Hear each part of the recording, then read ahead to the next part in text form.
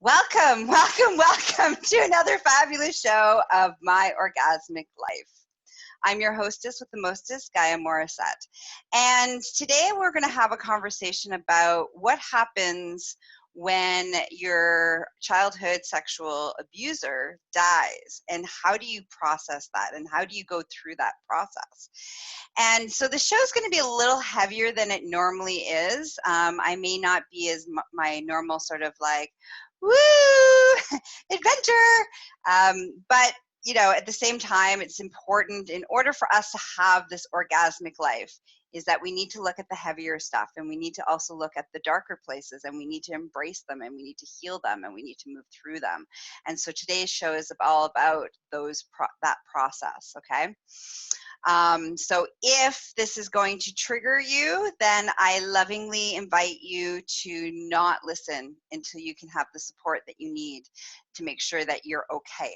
All right, so that's very, very important for today's show, because I'm going to talk about my own experience with my own sexual abuse and my own journey around that. So there could be some things in there that might be triggering. All right, and also you know where I am if you need me, okay? You can always find me at succulentliving.com and reach out to me if you need some extra support. If I trigger you and you need some extra support, reach out, okay? All right, so where do I want to start? So I've been doing, trauma healing, trauma work, for 28 years now, and and if you're like, what? How is that possible? Because you happen to see what I look like, and I look quite young. I'm 45 for the record, by the way. Orgasms and laughter keeps me young. Plus, working on my emotional shit keeps me young. So for the last 28 years, I've been dealing and healing and working with clients and, mastery of the subconscious mind and all these kind of things. So I needed to give you this background piece so that as I talk about the story of me moving through this, and I'm moving through this quite quickly, the reason why is because I've been working on this for a really long time within myself of healing, okay? So I think that's really important framework for you guys to understand. All right, so I guess 2 months ago, about 2 months ago, one of my childhood sexual abusers, unfortunately I had many, so one of them died. And I thought when one of my abusers died that I would be like, woohoo, I'm going to go dance on their grave. I'm going to go pee on their grave. It's going to be like a big time party. I'm like, woohoo, it's all done. Yay, finally I'm free. And so that's what I thought would happen. That's not actually what happened at all.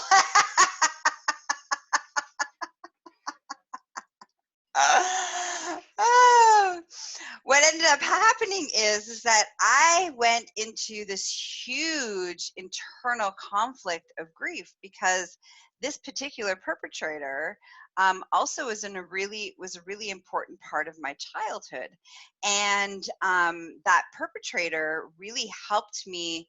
Like, there was part of me that loved that perpetrator and and was taught life lessons by that perpetrator, and cherished the time when I wasn't being abused by that perpetrator. And then of course there was parts of me that were like traumatized and mortified and missing a loss. And then there was a part of me that was like so happy. It was like freedom and getting my power back and reclaiming all that was taken from me. And so I was like struggling with the grief of when you love somebody, the grief of when you hate somebody, the grief, all simultaneously, all rolled up into one experience. And then the other thing that actually transpired that I didn't see coming was that there was a bunch of new memories that once that perpetrator had died, my subconscious felt safe enough to allow those memories to come up to the surface. So while I was going through that, part of me loves, some part of me hates, grieving process, I also was inundated with a bunch of brand new memories, and really horrendous memories that was about this particular individual. And so I had to process all of those things. Now, I did really well. Yay me! I went through it pretty quickly. Yay me! And the reason that I was able to do all of those things is because the reason that I was able to do all of those things was because I spent so much time developing this tool of mastering of the subconscious mind. I call it the flesh method. And if you want to learn all about that, there's another podcast and there's a lot of videos and stuff like that on the flesh method. But because I was able to spend a lot of time in my beautiful sanctuary space, in my inner subconscious space, because of that, I was able to master what was going on. I was able to navigate. I was able to course correct. I was able to reparent. I was able to give space to my subconscious to do all of the things, to have all of the feelings, to have the feelings of the grieving of the loss, to the reclaiming of my power, to dealing with all of the new memories that had come up to the surface, and to navigate through all of that was quite bumpy, but at the same time. Okay, so first of all, I'm going to pause for a second here. And I'm really talking about sharing my soul right now. If everybody could stop focusing on my boobs, that would be really, really lovely. Otherwise, I'm going to have to kick you off of this live. All right? Thank you. All right. So, eyes up here. I'm sharing my soul at the moment. So please honor that and respect that. Thank you. All right. So what was I talking about? Oh, dealing with trauma. So as I was dealing with all of this trauma and trying to keep my life together, the only reason that I was able to do that, the only reason I was able to really drop into this piece of healing and grieving and moving through this was because I had this ability to do subconscious work, this ability to have an inner child sanctuary, this ability to move through trauma at an exponential rate. And we all kind of think, like, if we haven't been through trauma, or when we have been through trauma, we really think that once our perpetrator is dead, once our perpetrator dies, that it's a great time for us to celebrate, that we're celebrating, this wonderful freedom that exists in that moment. And that can be part of it. But there's so many layers of complication when we have different types of relationships with people, even with our perpetrators, especially if they were family members, especially if they were, somebody who you looked up to and was a caretaker. Then those layers and those levels that are so complicated, it's not black or white, it's not right or wrong, it's all of the pieces. And I just wanted to talk about this to give everybody space and permission, to really, really give permission to people to drop into honoring. It's okay if you feel sad. It's okay if you're not completely happy. It's okay with all of your range of emotions.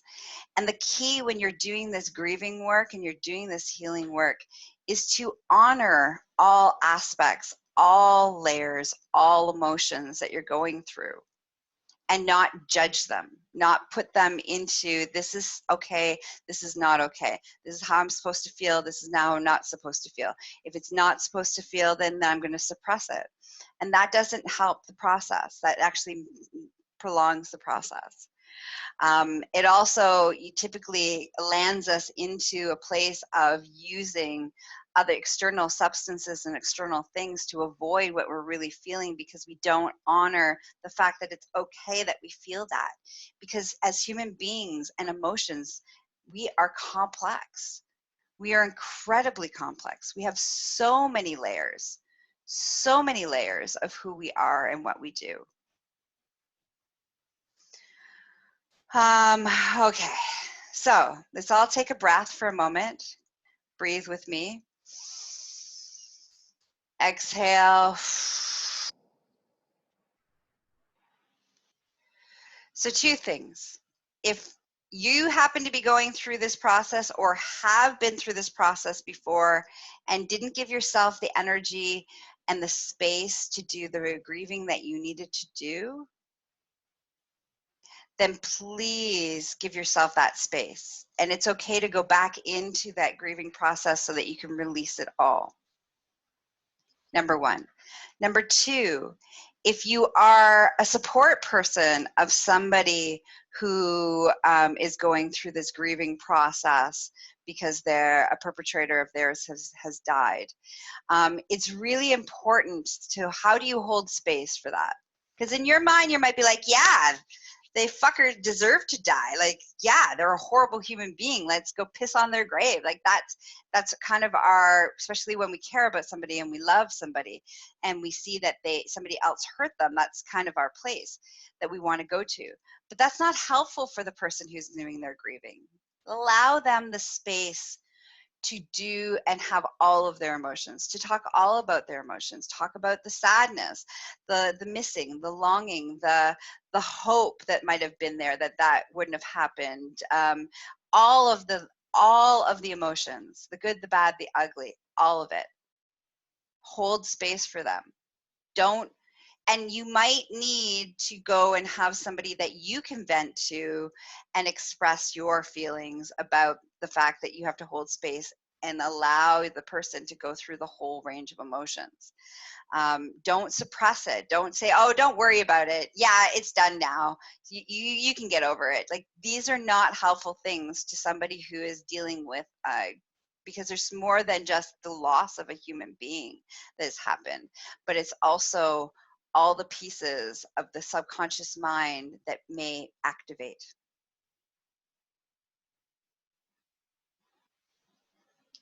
Thank you so much, Jessica. That's such a beautiful, beautiful, beautiful share. I love it. Mwah.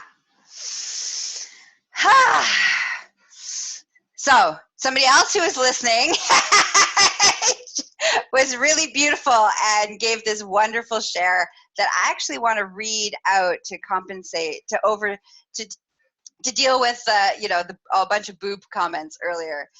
Here's what the message was. Thank you so much for sharing your soul wisdom, emotional intellect, and heart. In awe and gratitude of your power and grace. Thank you for modeling healthy boundaries, permission, and acceptance for all of us to be of ourselves, yourself. Thank you for all of you that you've been through and sharing your story. Thank you. You're very welcome. And thank you for honoring that. I feel loved. I feel honored. I feel amazing. Thank you, Jessica. That was beautiful. Beautiful, beautiful, beautiful. Okay, so where do I want to leave this? Oh, so I want to leave you all with, if you're going through this grieving process, honor your process. If you need support, you can find me at succulentliving.com. If you are with somebody that is supporting, you're a support person for somebody who is going through the grieving process of an abuser dying, a perpetrator dying, please give them the space that they need and don't try to suppress it and tell them to get over it, or that any of their emotional response to the experience is wrong. Okay, that's not going to help them. You just need to hold space. You don't have to fix it for them. You don't have to rescue them. You don't have to save them. You just need to hold space and let them feel what they're feeling and ask them what they need. Ask them?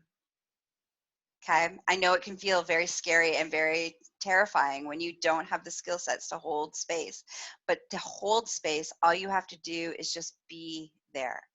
And when they're done talking, when they're done sharing, to ask, what do you need from me in this moment?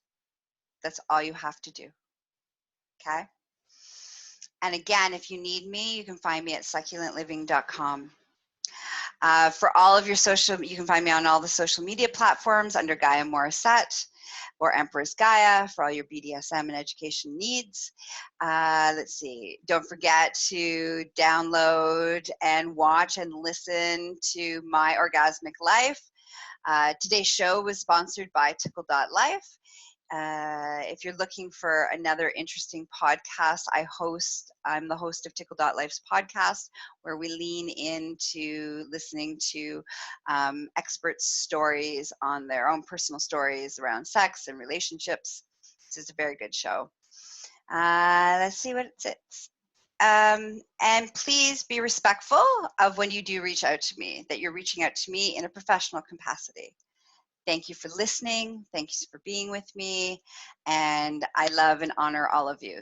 Mwah. Till our next show. Bye-bye.